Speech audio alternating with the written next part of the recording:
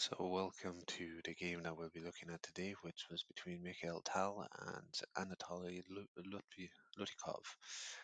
Now this game is very interesting from the sheer attacking prowess that Tal showed in this game, and really shows off why he's so beloved by many different chess players around the world for his attacking sacrifices, giving up pieces to help him to finish off an attack. And we really see this in wonderful array.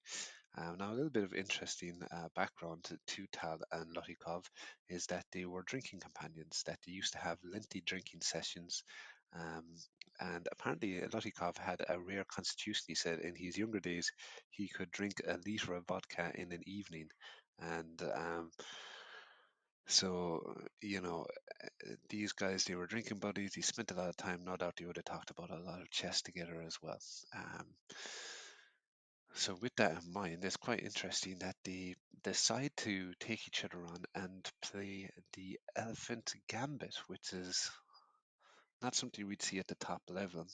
And we see e4, e5, knight f3, d5, e takes d5, the Elephant Gambit, and then e4, which is the Paulson counter gambit.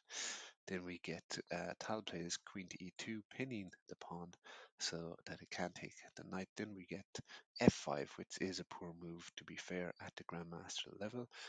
Knight to f6 would have been much better. Now we get the pawn attacking d3 to e4. We get knight f6 protecting the pawn, d takes e4, f takes, and again we see that the pawn is pinned. Then we get knight c3 attacking, bishop c5 attacking, and the pinning the knight. Then we get queen to b5 check. Um, so checking the king, attacking the bishop, but also don't forget that this knight is hanging.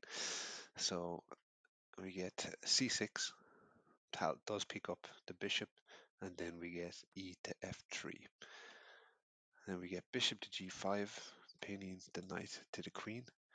Then we get c to d5, and then Tal decides to castle here. Then we get knight c6, attacking Tal's queen, and he drops back to a3. Then we get bishop to e6, and then we get c4. A bit of a cool move by Tal, has to be said. Um, as one of those moves that you like to do when you can. And hanging the bishop, but of course not really hanging the bishop, because if you take, you lose your queen. And so Lutikov goes queen to e7, breaking the pin. And here we could have seen a number of moves. But if he had taken d to c4 like we said, we'd lose it, and he'd lose the queen. But instead we get queen to e7, then we get knight takes the pawn, knowing that this knight cannot take because it is pinned to the queen. And so now Lutikov decides to trade off the queen here to a3, but now we see Tal work. Over time, he's magic. So what's the move here? Can you see the move that Tal done? Does he take? Of course he doesn't. Instead, he goes knight to c7 check, um, and king comes forward to e7. And now he goes bishop to e1, attacking the square, not taking the queen. So he's done a queen sacrifice. Um, but of course, now we get queen to c5. And now we get bishop or rook takes e6 with a check. And the king goes to f8. Now, if the king went to f7, we get a really wonderful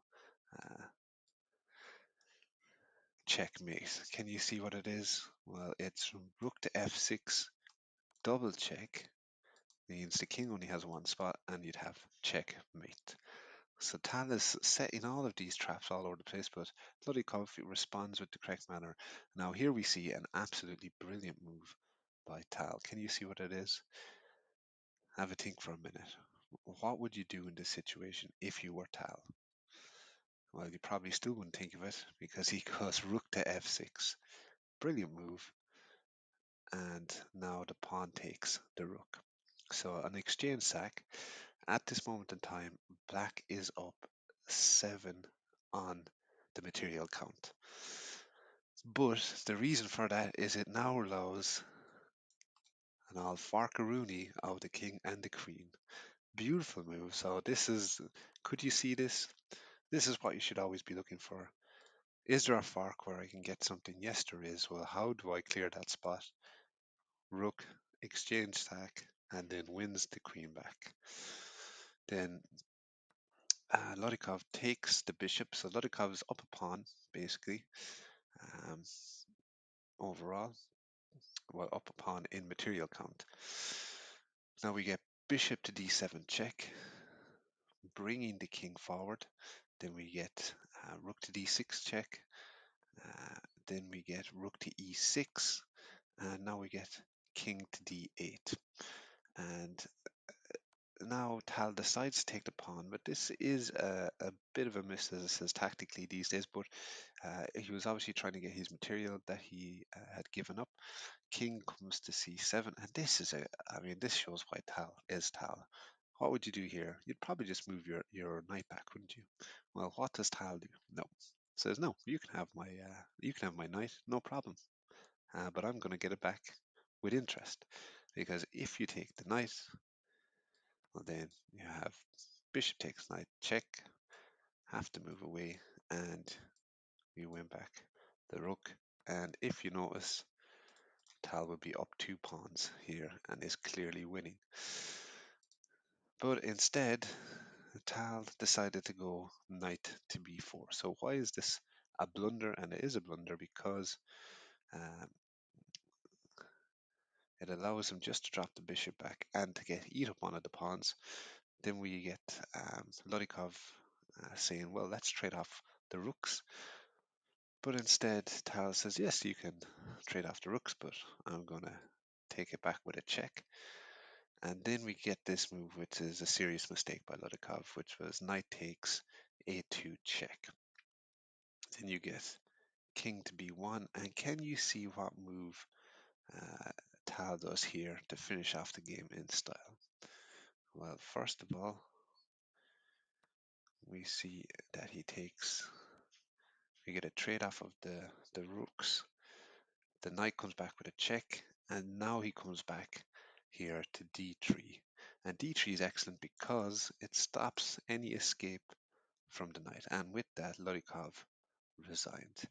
So a really wonderful game, I'm sure you would agree, with lots of interesting attacks, lots of interesting sacrifices and combinations that Tal shows why he is so beloved by so many.